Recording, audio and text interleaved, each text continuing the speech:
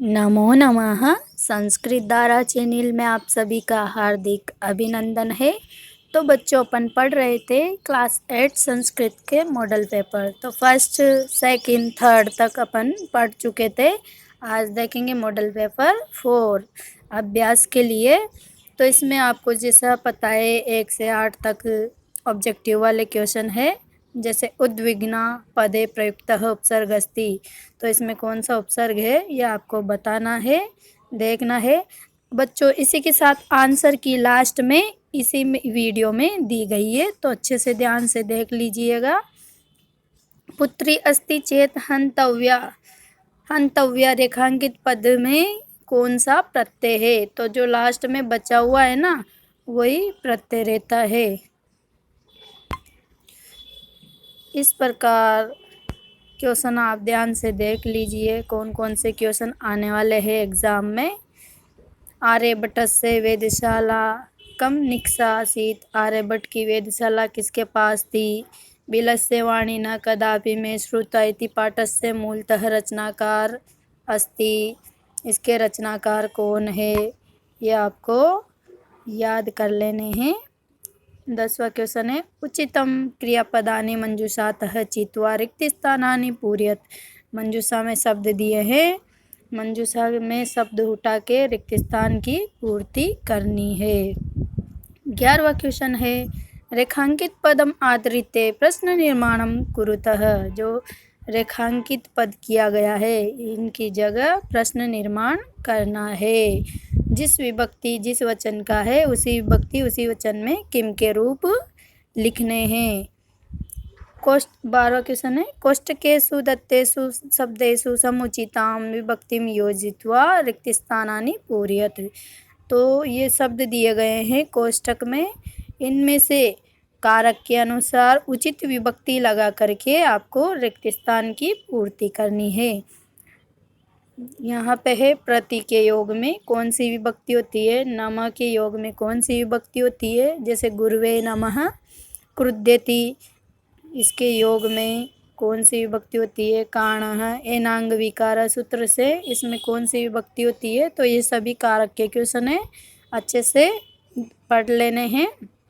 13वां question है संधि विच्छेदम संधि युक्तम च कुरुत, संधि विच्छेद करना है और संधि युक्त पद बनाना है।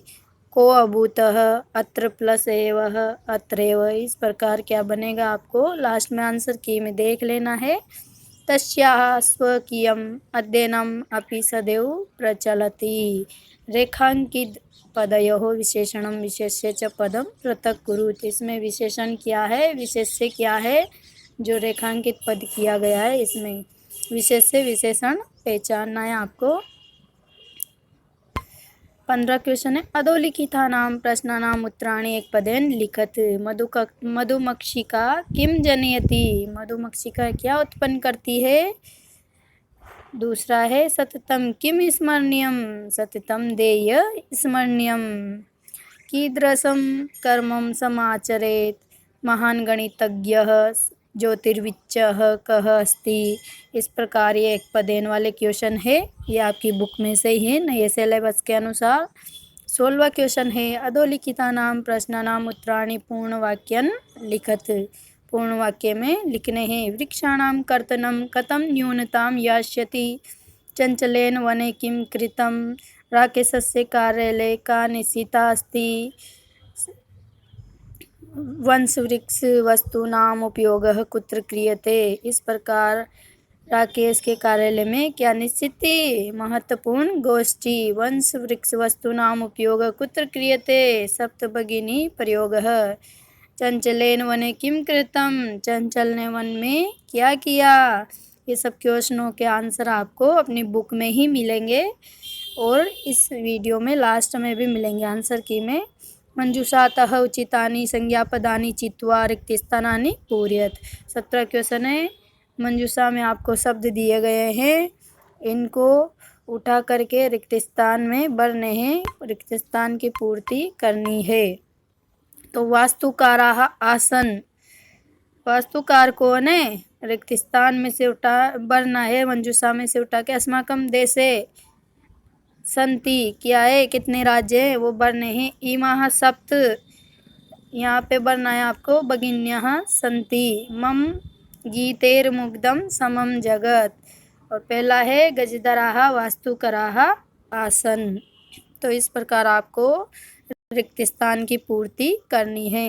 18 क्वेश्चन है। क स्तंभे दत्तम श्लोकांशम ख स्तंभे स मेलनम कुरुत। क स्तंभ को ख स्तंभ से मिलाना है। पतिपाषाणाः विषमा प्रकराः हिंस्र पशवः परितो घोराः सुदुष्करं खलु यद्यपि गमनम जहि बीति बज बज शक्तिम। इस प्रकार आपको मिलान करना है। तो ये 4 है और 4 नंबर के ही चारों क्वेश्चन। 19वां क्वेश्चन है। प्रश्न पत्राद अतिरिक्तम पाठ्यपुस्तकस्य 2 श्लोकौ लिखत। प्रश्न पत्र में नहीं आए हो, इनके अतिरिक्त आपको अपनी बुक में से 2 श्लोक लिखने हैं, संस्कृत की बुक में से। 20वां क्वेश्चन है। चित्रम दृष्ट्वा मंजूषातः पदानि च प्रयुज्य 4 वाक्यानि रचयन्तु। मंजूषा में शब्द दिए गए हैं और इन्हीं शब्दों की सहायता से आपको 4 वाक्यों का निर्माण करना है। 4 नंबर के हैं। अथवा में अगर ये नहीं आता है, ये चित्र देखो किसका दिख रहा है आपको, दीपावली का। तो दीपावली के ऊपर आपको 4 वाक्य लिखने हैं। अगर चित्र निर्माण नहीं आता है तो फिर आपको अथवा में कथा मिलेगी, और कथा में सहायता के लिए मंजूषा मिलेगी। मंजूषा में शब्द रहेंगे और रिक्त स्थान में वर्ण है, मंजूषा में से शब्द उठा के। जैसे एकः, फिर क्या आएगा, काकः अस्ति, सः बहुतृषितः, स ब्रह्मति। तो इसमें रिक्त स्थान में मंजूषा में से शब्द उठाने हैं और आपको कहानी पूरी करनी है। 21वां क्वेश्चन रहेगा। अधोलिखितानां वाक्यानां घटनाक्रमानुसारेण क्रम योजनम कुरुत। तो इसमें सावित्रीबाई फूले वाले पार्ट से आपको क्रम जमाना है। क्रम से किसके बाद कौन सी घटना घटित हुई, क्रम से लिखना है। तो यह है 4 नंबर का। अगला क्वेश्चन है 22वां। निम्नलिखितेषु द्वयो श्लोकयोः भावार्थम हिंदी भाषायां लिखित। तो बच्चों यहाँ पे 3 श्लोक दिए गए हैं, 3 में से केवल 2 का ही आपको हिंदी अनुवाद करना है। 1 श्लोक है 4 नंबर का, 2 श्लोक 8 नंबर के।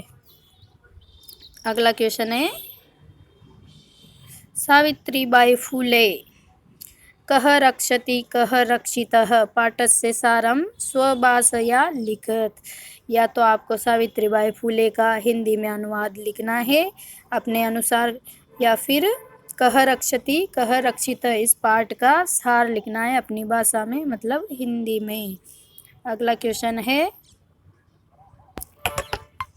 24वां क्वेश्चन है।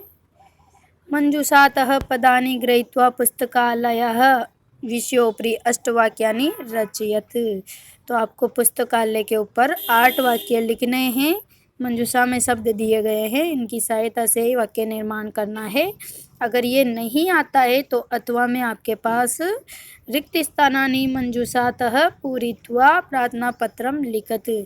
अगर आपको निबंध नहीं आ रहा है तो फिर प्रार्थना पत्र लिखना है। मंजूषा में शब्द दिए हैं, इनकी सहायता से ही आपको रिक्त स्थान की पूर्ति करनी है। तो या तो आप निबंध करो, निबंध नहीं आता है तो फिर प्रार्थना पत्र लिखो। किसका है, चरित्र प्रमाण पत्र, सीसी का प्रार्थना पत्र है। 25वां क्वेश्चन है। अधोलिखितं गद्यांशं पठित्वा प्रश्नानाम् उत्तराणि हिंदी भाषायां लिखित। यहाँ पे गद्यांश दिया गया है। गजधरः इति सुंदरः शब्दः तडाग निर्मातॄणां सादरं स्मरणार्थम। तो इस गद्यांश को एक बार नहीं 2 बार पढ़ना है आराम से, और फिर पढ़ के इसी के प्रश्न के उत्तर इसी में ही आंसर मिलेंगे, इसी में ही उत्तर मिलेंगे। तो गद्यांशम पठित्वा उचितम शीर्षकम अस्ति। तो इसको पढ़ करके पहले ये देखना है ये किसके ऊपर कहा जा रहा है। पूरी घटना किसके बारे में, तो वही शीर्षक रहेगा। गजदरः इति शब्दः केषां सादरम स्मरणार्थम, तो ये पहला ही है। गज परिमाणम कस्मिन् कार्ये उपयुज्यते, ये भी इसमें ही मिलेगा आपको। गजदराः इदानीं केन रूपेण नैव समादृता, इनके आंसर आपको इसी गद्यांश में मिलेंगे। अगर इसमें नहीं मिलते हैं तो आप आंसर की में भी देख सकते हो। मॉडल पेपर 4 की आंसर की है ये, तो आराम से देख लीजिए।